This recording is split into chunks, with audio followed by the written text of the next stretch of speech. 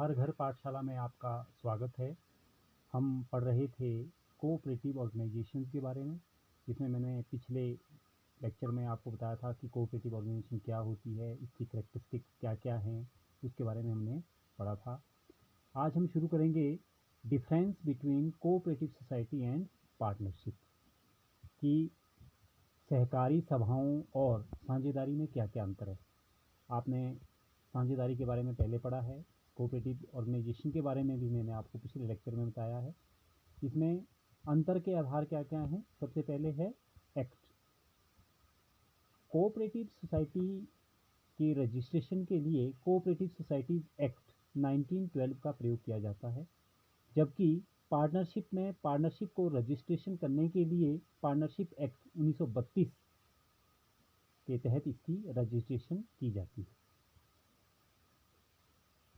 दूसरा है रजिस्ट्रेशन, पंजीकरण।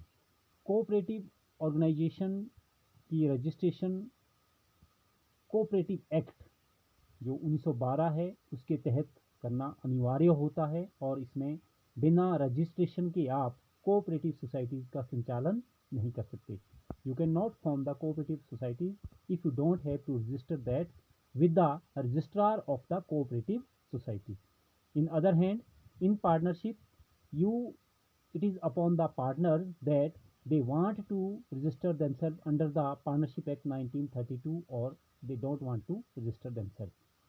इसमें उन पर ऑप्शनल होता है, उनकी इच्छा होती है कि वे साझेदारी अधिनियम 1932 के अंतर्गत रजिस्टर करें अथवा नहीं करें।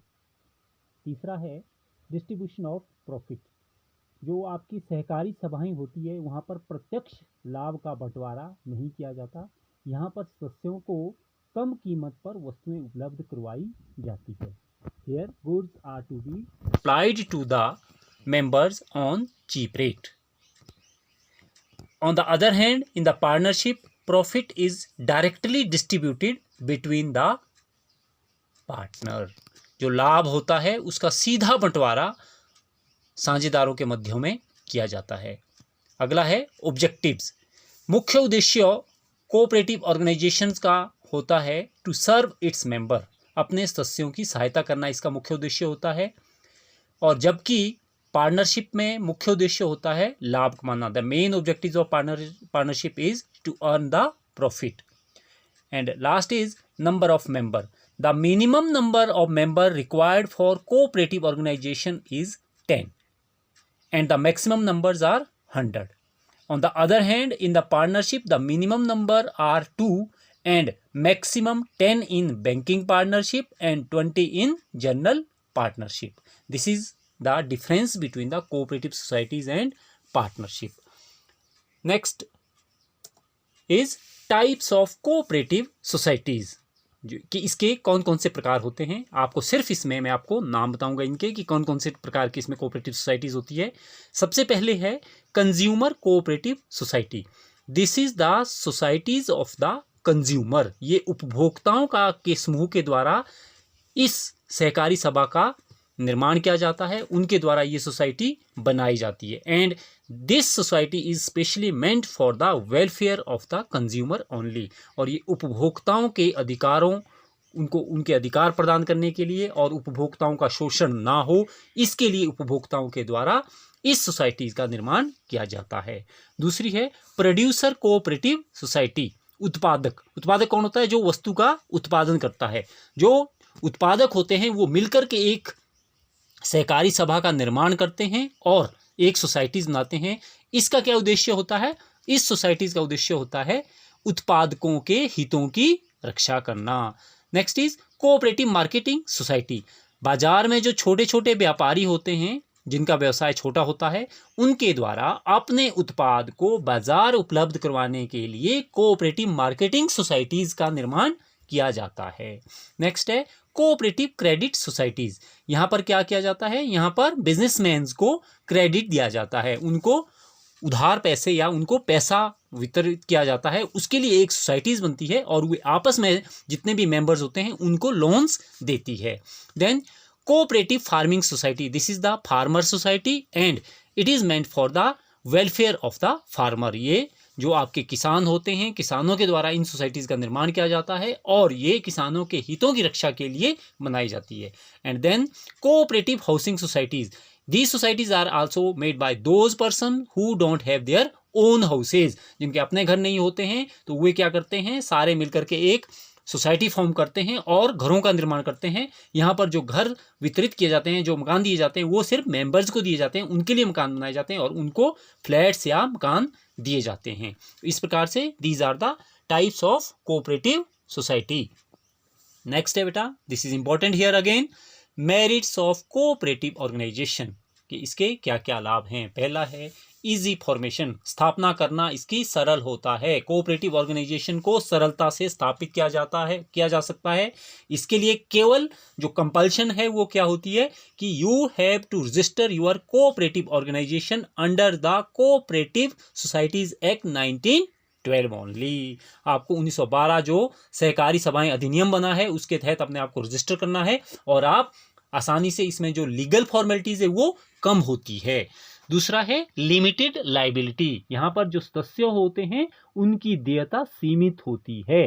The liabilities of the members of the cooperative societies are limited only to their capital, whatever they have invested in the cooperative organization, वहीं तक उनकी लाइबिलिटी फिक्स होती है। इसके अलावा उन्हें in case of insolvency they don't need to pay from their personal resources. अगर कभी कंपनी का दिवाला निकल जाता है, कोऑपरेटिव सोसाइटीज का दिवाला निकल जाता है, तो उन्हें अपने निजी स्रोतों से धन देने की आवश्यकता नहीं होती है। नेक्स्ट इज स्टेबिलिटी, जो कोऑपरेटिव ऑर्गेनाइजेशंस होती है वहां पर सदस्यों के आने अथवा सदस्यों के छोड़कर चले जाने से उसकी जो स्थायित्व होता है उस पर कोई फर्क नहीं पड़ता है, वो कंटिन्यूटी में चला रहता है, कोऑपरेटिव ऑर्गेनाइजेशन चलती रहती है। Next is, it is important again here, democratic management, यहाँ पर जो मैनेजमेंट होता है, जो प्रबंधन होता है, वो प्रजातांत्रिक तरीके से किया जाता है। एंड जो प्रबंधन के लिए जिन व्यक्तियों का चयन किया जाता है उनका चयन डेमोक्रेटिक वे से किया जाता है, प्रजातांत्रिक तरीके से किया जाता है। सदस्यों में से जितने भी सदस्य होंगे उन्हीं में से कुछ लोगों का चयन किया जाता है जो प्रबंधन का कार्य देखते हैं। इनमें मुख्यतः प्रधान, उप प्रधान, सचिव और कोषाध्यक्ष शामिल होते हैं। इन लोगों को एक निश्चित समय अवधि के लिए चुना जाता है।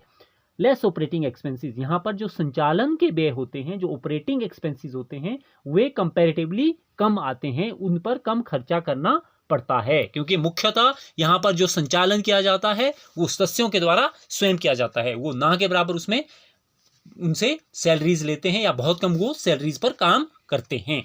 Supply of goods at cheaper rate. This is the main motive of these organizations, that they have to provide the goods to its member at cheaper rate. यहाँ पर जो इनके सदस्य होते हैं, जो मेंबर्स होते हैं कोऑपरेटिव सोसाइटीज के, उन्हें कम कीमत पर, सस्ती कीमत पर, कम दर पर वस्तुएं उपलब्ध करवाई जाती है। And last one is, these societies also get the tax advantages. Government इनको टैक्स में इनको स्पेशल बेनिफिट्स देती है, टैक्स में इनको छूट देती है। Next is, that is the last in this lesson, that is limitations of cooperative organization. जो cooperative organization होती है इसकी क्या क्या कमियां हैं। सबसे पहले है बेटा lack of capital, पूंजी की कमी। यहाँ पर जो मेंबर्स होते हैं उनके द्वारा ही इन्वेस्टमेंट की जा सकती है एक लिमिट तक, और साथ में इन्हें कुछ लिमिट तक गवर्नमेंट से भी राशि प्राप्त होती है, परंतु फिर भी यहाँ पर पूंजी का अभाव सदैव बना रहता है। सेकंड है incompetent management, because here management is to be looked after by the members and they are not competent always. They don't have the professional degree. That's why there is incompetent management. यहाँ जो प्रबंधन का कार्य देखा जाता है वो सदस्यों के द्वारा किया जाता है, और सदस्य, ये जरूरी नहीं है कि सदस्य हमेशा ही प्रोफेशनल हो, उन्होंने ज्ञान प्राप्त किया हो प्रबंधन का, ठीक है, इसलिए उनके द्वारा जो प्रबंधन किया जाता है वो कुशल नहीं होता है, वो अकुशल होता है। नेक्स्ट है कैश ट्रेडिंग ओनली। यहाँ पर जो व्यापार किया जाता है वो केवल नगद में किया जाता है, यहाँ पर उधार में व्यवसाय नहीं किया जाता, इसलिए व्यवसाय को ज़्यादा एक्सपेंड आप नहीं कर सकते, व्यवसाय को बढ़ाया नहीं जा सकता। यहाँ पर सेल फिक्स रहती है क्योंकि कैश में होती है। अगर कोई उधार में सामान खरीदना चाहता है तो उसे उधार में सामान नहीं विक्रय किया जाता। पॉलिटिकल इंटरफेरेंस, मैंने आपको कहा कि यहाँ अनुदान दिया जाता है, सरकार के द्वारा अनुदान दिया जाता है। जो पॉलिटिकल पार्टीज होती है, राजनीतिक जो दल होते हैं, उनका यहाँ पर सदैव इंटरफेरेंस रहती है, उनका हमेशा दखल रहता है। वो चाहते हैं कि जो उनके दल के जो लोग हैं उन्हीं को ही प्रबंधन में नियुक्त किया जाए, और उसके लिए वो बार बार इसमें प्रेशर डालते हैं और उनकी इंटरफेरेंस हमेशा यहाँ बनी रहती है।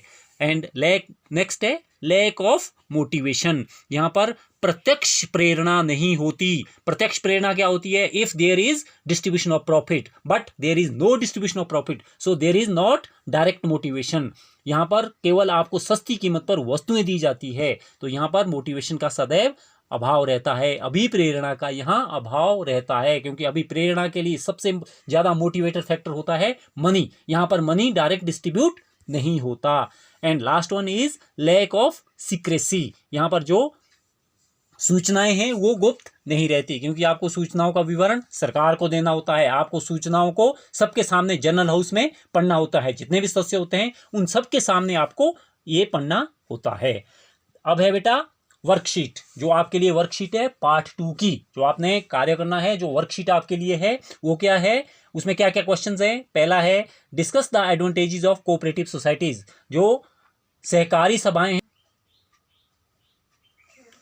And at last cooperative organization की जो आपको असाइनमेंट्स है, जो आपको वर्कशीट है, these questions are to be given to you, you have to explain these question. Good bye.